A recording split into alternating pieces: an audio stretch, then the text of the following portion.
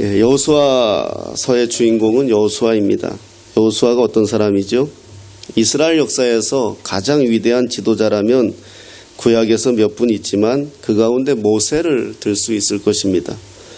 여호수아 1장 1절을 보면 여호와의 종 모세가 죽은 후에 이렇게 시작합니다.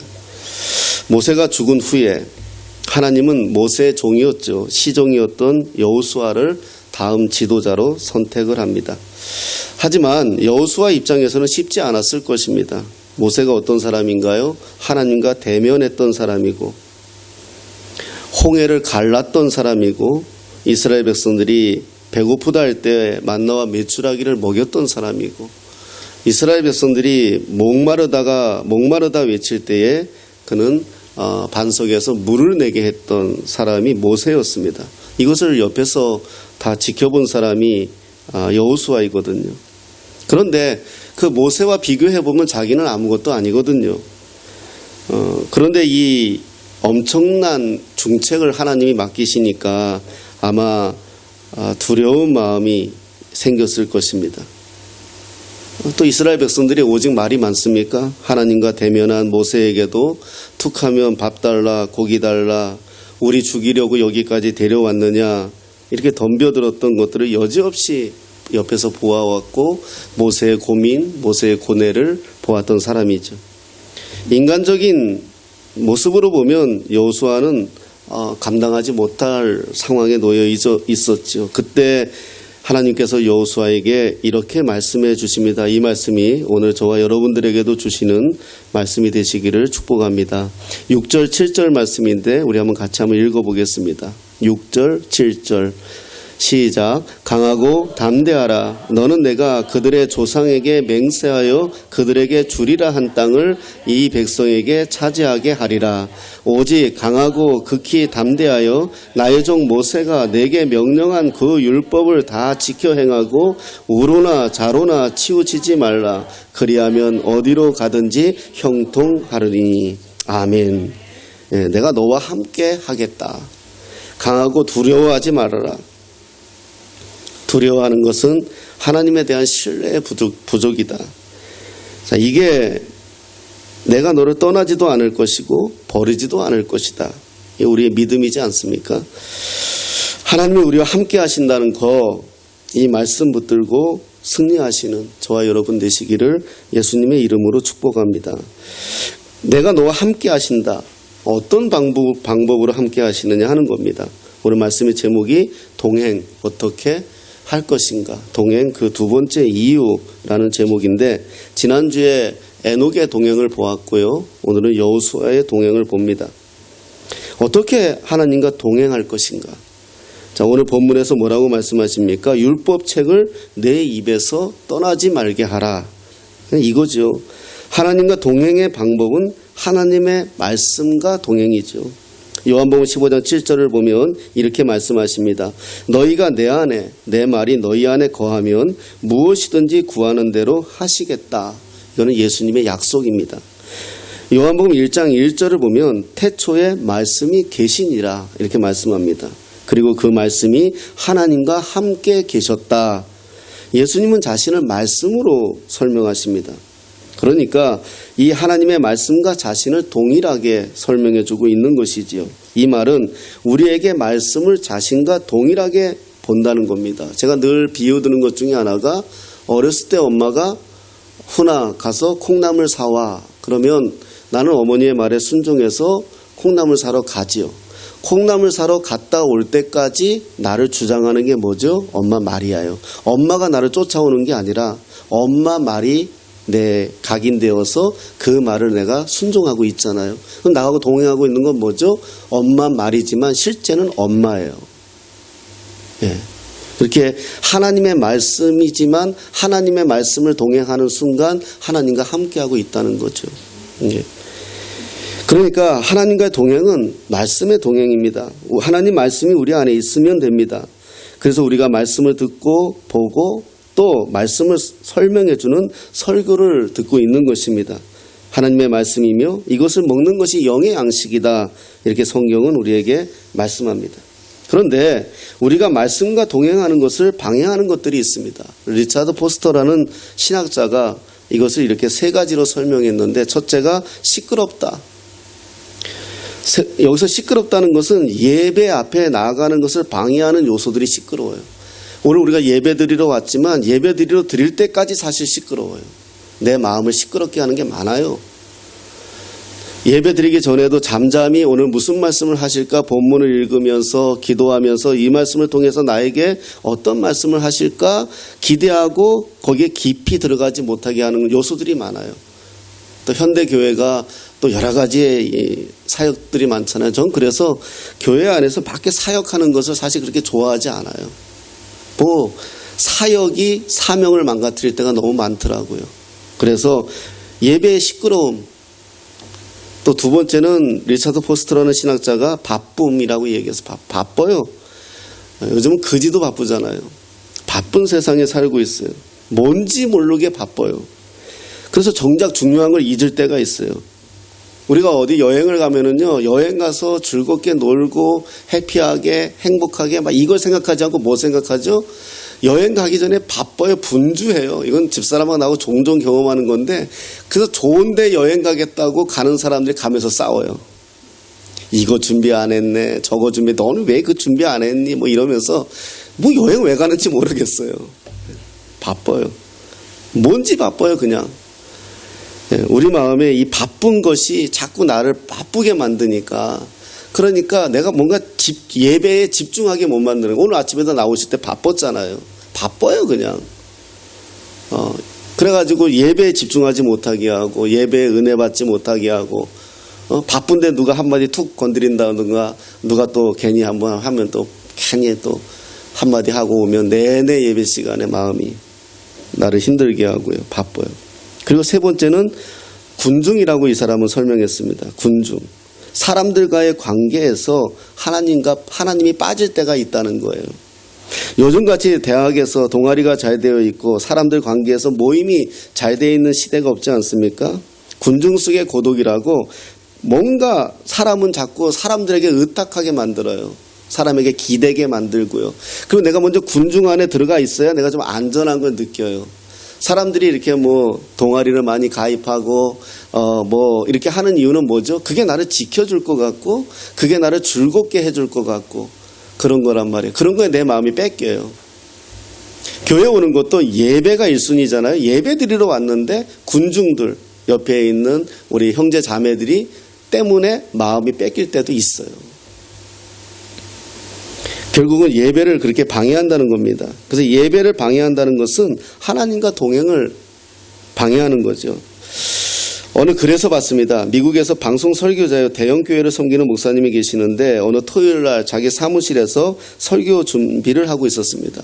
이건 저도 경험하는데, 제가 이렇게 설교 준비하면은요, 혼자 끙끙거릴 때가 있어요. 별거 아닌 것 같아도요, 한 20분, 30분 이 떠들 내용을 한번 써본다고 생각해 보세요.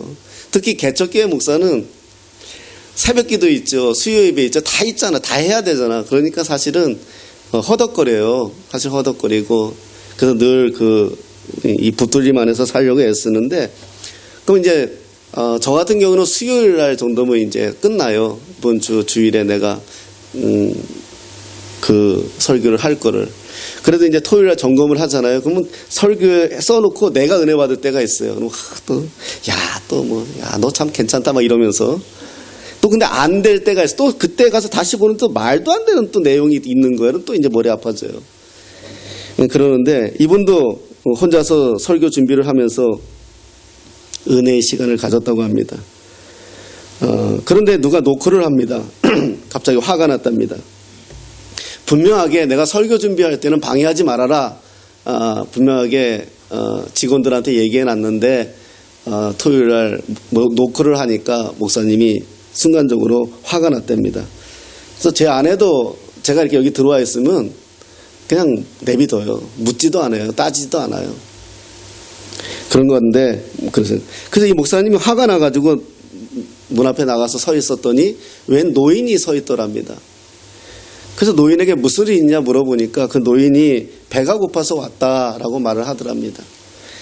그래서 지금 목사님이 그랬답니다. 내가 좀 설교 준비하느라 바쁘니까 내가 좀 가진 것도 없으니까 밑에 층에 내려가면 비서가 있으니까 사무실이 있으니까 거기 가서 내가 달라 그랬다고 가서 달라고 하십시오. 그리고 문 닫고 들어갔다고 합니다. 근데 그 표정이 화가 난 표정이었겠죠. 왜냐하면 설교를 막 쓰고 있는데 뭔가 지금 막 그거 하고 있는데 딱 리듬이 끊기면 그 마음을 저도 알거든요. 이제 다음날 주일 이 목사님은 자기가 준비한 설교대로 설교를 잘하고 사람들과 설교에 은혜 받았다고 인사하며 자기 사무실에 들어와 앉아서 하루를 마무리하는데 부목사가 들어오더니 목사님 나와봐야 되겠습니다 하더랍니다. 그래서 나갔더니 교회 지하 보일러실에 한 사람이 죽어 있더라는 겁니다. 그래서 놀래가지고 내려가서 보니까 어제 자신의 사무실에 노크했던 그 노인이라고 합니다. 알고 보니 굶어 죽은 거죠. 그 목사님은 충격을 받고 이런 마음이 들었답니다. 교회 사무실에 불이 켜져 있는 것을 보고 이 노인은 그래도 저기 가면 밥을 얻어먹을 수 있겠구나라는 마음으로 찾아왔는데 목사란 사람이 자기를 박대하는 것을 보고 이 노인이 마음이 무너졌겠죠. 그리고 따뜻한 곳을 찾다고 찾는 것이 교회 지하였을 것이고 거기서 그렇게 홀로 죽음을 맞이했던 것 같습니다. 그분이 그걸 고백하시면서 쓴 글입니다. 내가 사람을 살리겠다고 설교를 준비했는데 정작 내가 설교 준비하면서 사람을 죽였구나. 이게 그 목사님의 고백이었습니다. 여러분, 우리 삶에서 우선순위가 무엇입니까? 초식동물들을 보면 되새김질을 합니다. 소화기관이 약해서 위가 몇 개 있지 않습니까? 그래서 풀을 먹고 다시 위에서 끄집어내서 옆에 위로 넘기고 그렇게 하면서 소화를 시키는 것처럼 우리가 하나님의 말씀을 묵상한다는 것은 하나님의 말씀을 먹고 다시 끄집어내서 묵상하고 다시 소화시키고 또 다시 끄집어내서 묵상하고 소화시키고 바로 이것이 하나님의 율법을 내 입에서 떠나지 말게 하라라는 말씀입니다. 여러분, 하나님과 동행하고 싶은 거 다른 거 아닙니다. 하나님의 말씀과 동행하십시오. 바울은 이것을 어떻게 표현합니까? 하나님의 말씀을 돌비에 새기지 말고 신비에 새겨라. 마음에 하나님의 말씀을 새기라는 것입니다. 그게 동행이라는 겁니다. 유대인들이 실패한 게 무엇입니까? 이들이 성경을 손에 매달고 이마에 달고 정작 여기저기 달고 집 문 앞에 테필린 달고 별걸 다 했지만 정작 자기 마음에 하나님의 마음을 심지 못했다는 것이거든요. 그러니까 하나님의 말씀을 듣고 그 말씀대로 살아야 하겠다는 것까지는 하는데 그 말씀을 마음에 심지 못했다는 겁니다. 그래서 동행하지 못한다는 거죠. 자, 이제 하나님과 동행하는 삶이 어떤 삶입니까? 기도입니다. 기도는 단순히 소원을 아뢰는 통로가 아니고요. 교제입니다. 교통입니다. 마음을 나누는 거죠. 우리 어머니들이 자식 잘 되라고 정한수 떠놓고 비는 것이 기도가 아니라 하나님과 교통하는 겁니다. 그분과 나누는 거죠. 이 시대의 비극은 기도하지 않는다는 것에 있습니다. 저희 어렸을 때만 해도 온통 대한민국 산이라는 산은 그리스도인들이 다 점령했던 적이 있어요. 금요일 저녁 되면 산꼭대기 올라가서 여기저기서 주여하고 외치면서 기도할 때가 정말 있었어요.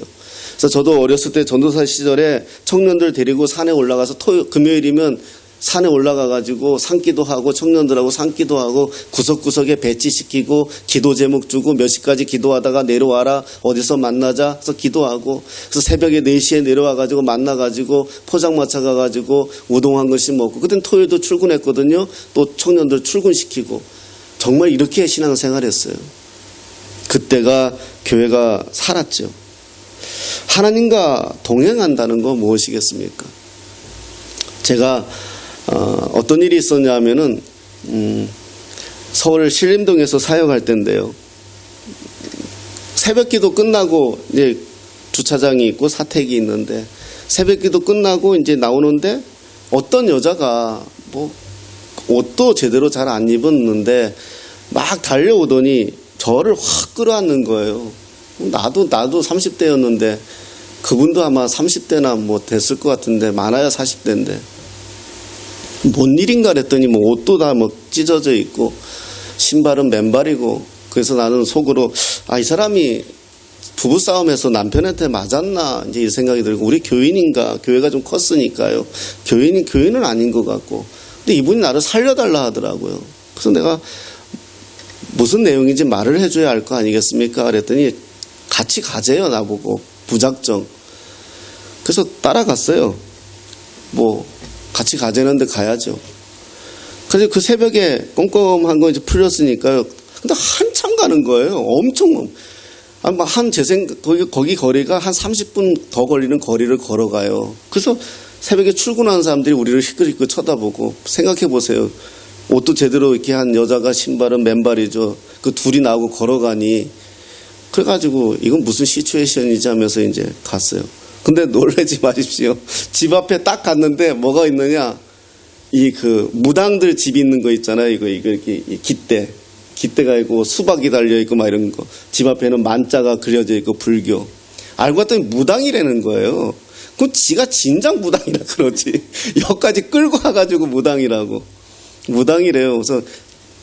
그래서 그러는 거예요. 거기 이제 입구에서 자초지종을 얘기하는 거예요. 자기가 요즘 엄청 아팠대요. 밥도 한 며칠 못 먹고 엄청 아파서 정말 죽는 줄 알았대요. 근데 자기가 모시는 할배가 자기한테 꿈에 나타나서, 꿈인지 실제인지 모르겠는데 나타나서 너 교회 가야지 산다 이러시더래요. 너 교회 가야지 산다. 그래서 이 사람이 거기에 정신이 번쩍 들어가지고 그냥 무작정 뛰어나왔대요. 왜냐하면 자기가 이 사람들은 예민해요. 죽는다는 거 알아요. 무당되기 전에 죽음을 경험해봤던 사람들이라서 죽음의 두려움이 일반 사람들보다 더 커요. 그러니까 이제 자기는 죽는 줄 알았는데 교회 가면 산다 그러니까. 근데 그동안에 오면서 교회들이 많았는데 얼마나 많습니까, 서울 시내에. 근데 그 몇 킬로를 달려서 온 게 교회 앞에서 저를 만난 거예요. 저는 그 당시에 전도사였고요. 축사도 할 줄 몰랐고요.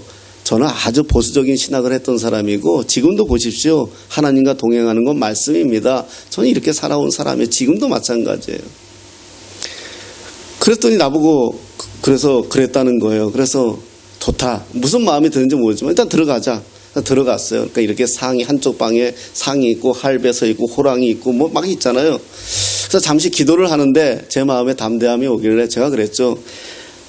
그러면 교회 다닐 거냐? 예수님 믿을 거냐? 그랬더니 자기가 예수님을 믿던 교회를 다니던 하겠대요. 자기가 그래야 살겠대요. 그럼 내가 여기 있는 거 다 때려 부셔야 된다. 그렇게 허락하겠느냐? 하겠대요. 그래서 내가 지금은 할 수 없으니까 내가 10시에 갔다가 10시에 다시 오겠다. 그래서 그렇게 해달래요. 그래 와가지고 이제 우리 다혜 목사님은 아주 보수적인 분이에요. 북한에서 6.25 때 내려오신 분이고요. 그래가지고 우리 여전사님 한 분 내가 모시고 집사람하고 갔죠. 가니까 뭐 바들바들 떨고 있더라고요. 그래서 다 때려 부시고요. 뭐 바깥에 내놔서 동사무소에다가 딱지 붙이고 뭐 하고 연락하고요. 다 때려. 근데 요만한 그 신주단지라는 거 처음 봤어요. 신주단지가 있더라고요. 항아리 같은 게. 이게 뭐냐지 신주단지래요. 그래서 내가 이것도 갖다 버리겠다. 그건 안 된대요. 그래서 안 된다고 놔도. 그러면 당신이 예수 믿지 못한다고. 이것도 허락을 하라고. 그랬더니 자기 남편 신주단지래요. 그러니까 이분이 남편이 죽으면서 신을 받았더라고요. 그래가지고 그거를 허락을 나중에 마지못해 하더라고요. 그래서 보는 데서 내가 깨고 정리하고 바깥에 다 쓰레기해서 다 청소했죠. 하여튼 집에 있는 하여튼 이상한 거 노래끼리에 붙어놓은 것까지 다 띄고 했어요. 그리고 어디서 본 거는 있어가지고 물건마다 가서 손대면서 기도하고요. 어디서 본 건 드라마에서 본 건 있어가지고 왠지 그렇게 해야 될 것 같아가지고 다 하고 물상까지 기도하고 뭐 다 하고 이제 TV도 다 하고 예배 드리자고 이제 정리 다 하고 이제 예배를 드렸어요. 예배의 영광, 예배의 은혜를 저는 그때 알았어요. 예배를 드리는데요. 제가 처음에 그 집에 딱 들어갔을 때 제 눈에는 어떻게 보였냐면 흑백이었어요. 이게 흑백으로 보이더라니까요. 근데 예배 드리면서 싹 밝아지더라고요. 제 눈이 천연색으로 돌아오는 거예요.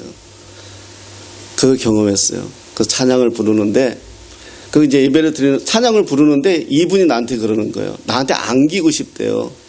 안기라고 뭐 가지고 뭐 여잔데 뭐 하면서 그래서 왔는데 나를 쳐다보면서 막 울면서 그러더라고요. 그래서 찬양 불렀어요. 찬양 부르라고. 전사님 찬양 부르고 집사람 찬양 부르고 부르자고. 그래서 이렇게 이제 안고 그래서 그때 마음에 감동이 오더라고요. 기도를 해줘야 되겠다는. 그때서야 내가 기도를 해줘야 되겠다는 생각이 든 거예요. 그래서 내가 당신을 위해서 기도할 테인데 예수님의 이름으로 기도하겠습니다.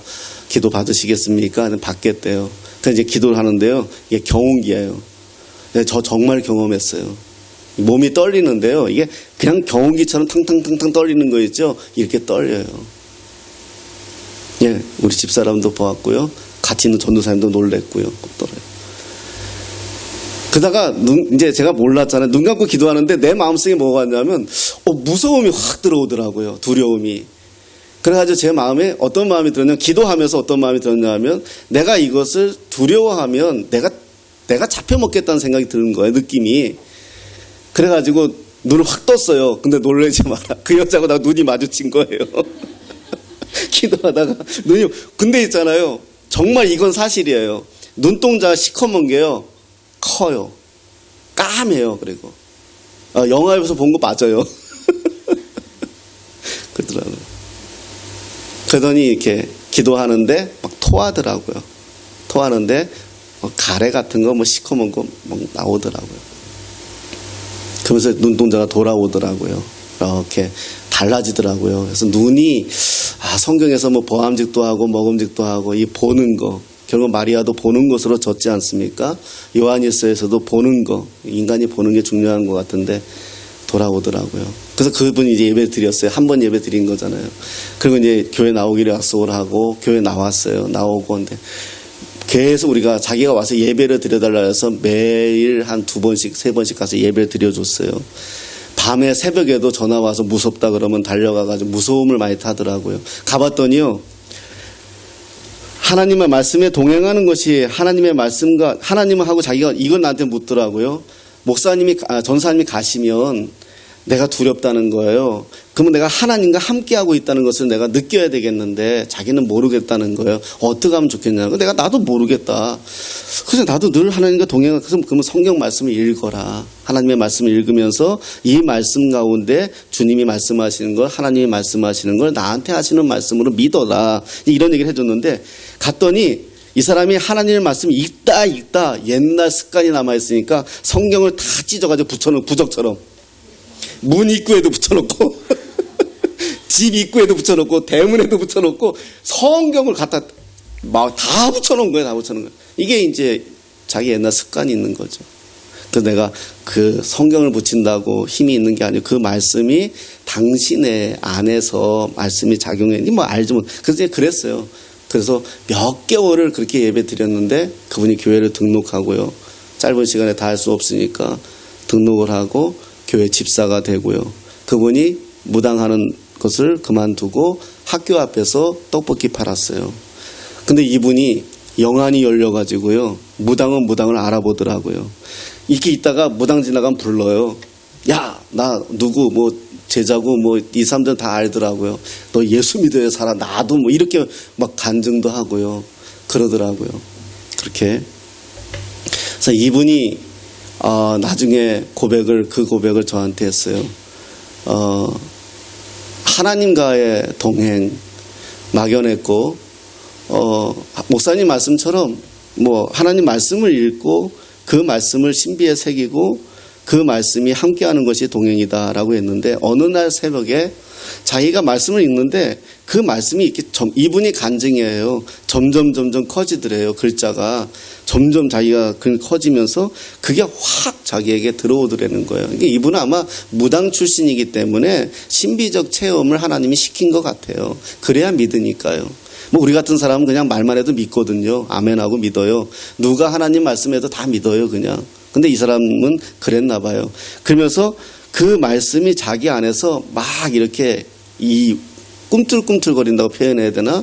그러면서 용기가 생기고 자기가 정말 그런 경험을 한 이야기를 하면서 말씀에 대한 이야기를 해서 오늘 설교 시간에 이런 내용을 잠깐 나눠야 되겠다라는 생각이 들었어요.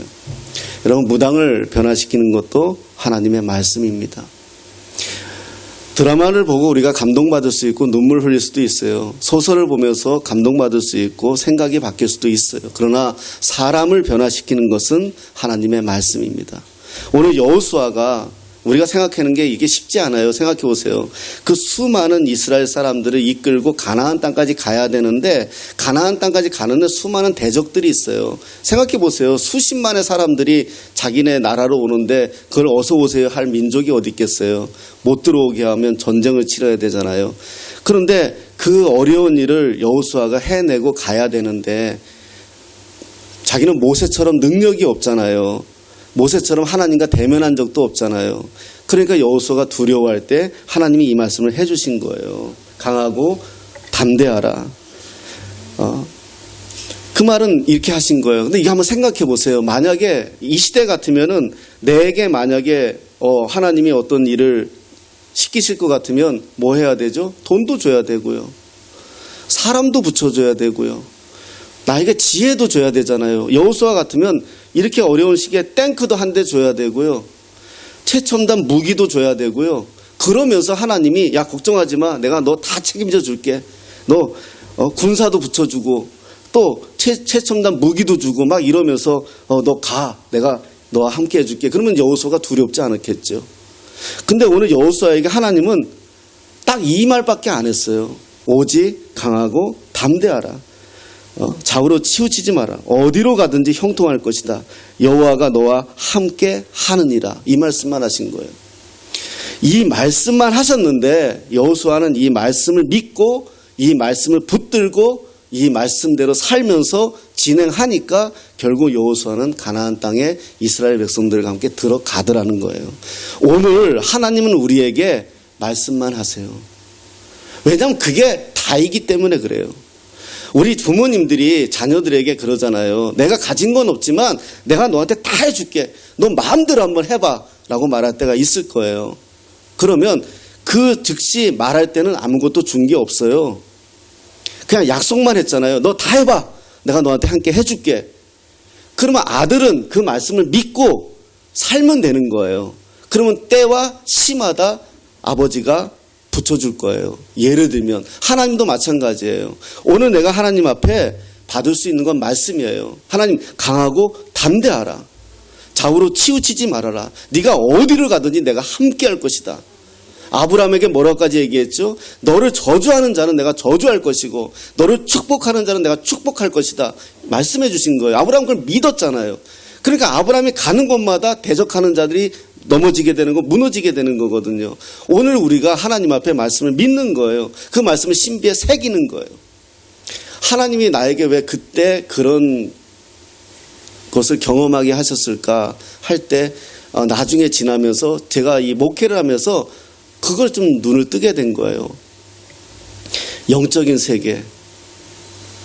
이것을 우리가 넘어갈 수 있고 이길 수 있고 지금도 수없이 이런 보이지 않는 세력, 악한 권세, 우리를 아프게 하고 힘들게 하고 무너뜨리려고 하는 더러운 권세, 이거에서 우리가 자유할 수 있는 방법은 딱 하나예요. 하나님 말씀과 동행이에요.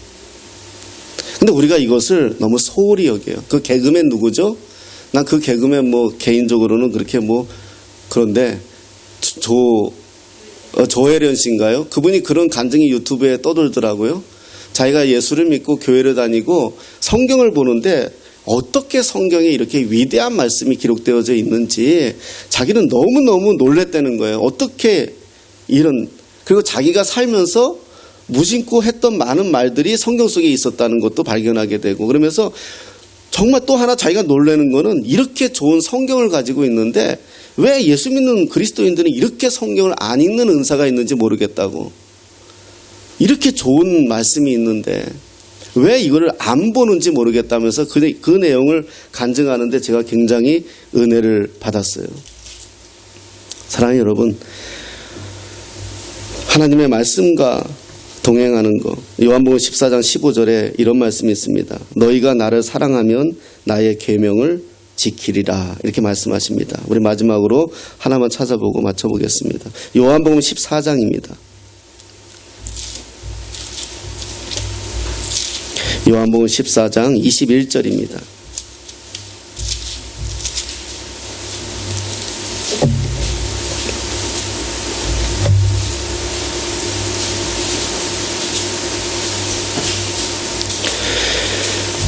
요한복음 14장 21절부터 우리 24절까지 같이 읽겠습니다. 173페이지 신약성경 14장 21절부터 24절까지 읽겠습니다. 시작. 나의 계명을 지키는 자라야 나를 사랑하는 자니 나를 사랑하는 자는 내 아버지께 사랑을 받을 것이요 나도 그를 사랑하여 그에게 나를 나타내리라. 가롯인 아닌 유다가 이르되 주여 어찌하여 자기를 우리에게는 나타내시고 세상에는 아니하려 하시나이까. 예수께서 대답하여 이르시되 사람이 나를 사랑하면 내 말을 지키리니 내 아버지께서 그를 사랑하실 것이요 우리가 그에게 가서 거처를 그와 함께 하리라. 나를 사랑하지 아니하는 자는 내 말을 지키지 아니하나니 너희가 듣는 말은 내 말이 아니요 나를 보내신 아버지의 말씀이니라. 아멘. 예. 그리고 27절에 이런 말씀이 있습니다. 평화는 너희에게 끼치노니 곧 나의 평화를 너희에게 주노라. 내가 너희에게 주는 것은 세상이 주는 것과 같지 아니하리라. 너희는 마음에 근심도 하지 말고 두려워하지도 말아라. 아멘. 계속 우리에게 하시는 말씀입니다. 계속 우리가 주시는 말씀이에요. 우리가 하나님을 사랑한다는 건 하나님의 말씀 지키는 거죠. 부모 사랑하는 게 뭡니까? 부모 말 지켜주는 게 부모 사랑하는 거예요. 부모가 좀 택도 없는 말을 해도 그래도 부모이기 때문에 순종해서 그 말을 들어주면 그게 부모 사랑하는 거예요. 하나님 사랑하는 건 뭡니까? 우리가 아무리 사랑한다고 고백해도 하나님 말씀 한 구절 지켜내는 게 하나님 사랑하는 거예요. 오늘 하나님은 여호수아에게 말씀해 줬고 예수님은 제자들에게 말씀해 주십니다. 너희가 나를 사랑하느냐? 내 계명을 지켜라. 계명을 지키기 위해서 내가 알아야 해요. 하나님의 말씀을 내가 알아야 하고 그 말씀과 내가 동행해야 돼요. 그 말씀이 나를 주장해야 되고요. 여호수아를 주장했던 오직 강하고 담대하라. 내가 너와 함께 할 것이다. 이 율법책을 주야로 묵상해라. 그리하면 내가 너를 형통하게 하겠다. 이 말씀이 결국 여호수아라는 사람을 위대한 하나님의 종으로 세우시고 끝까지 그 마지막까지 완수해내는 것을 우리가 볼 수가 있습니다. 여러분, 우리가 살아갑니다. 우리의 인생은 짧기도 하고 길기도 합니다. 그 삶 속에서 여러분들이 주장하고 있는 것이 무엇입니까? 하나님은 오늘 본문을 통해서 저와 여러분들에게 말씀해 주십니다. 강하고 담대하라. 두려워하지 말아라. 내가 너와 함께 할 것이다. 하나님의 말씀을 주야로 묵상해라. 그 말씀이 너를 주장할 것이다. 이 말씀대로 이 말씀 가지고 승리하시는 저와 여러분 되시기를 예수님의 이름으로 축복합니다.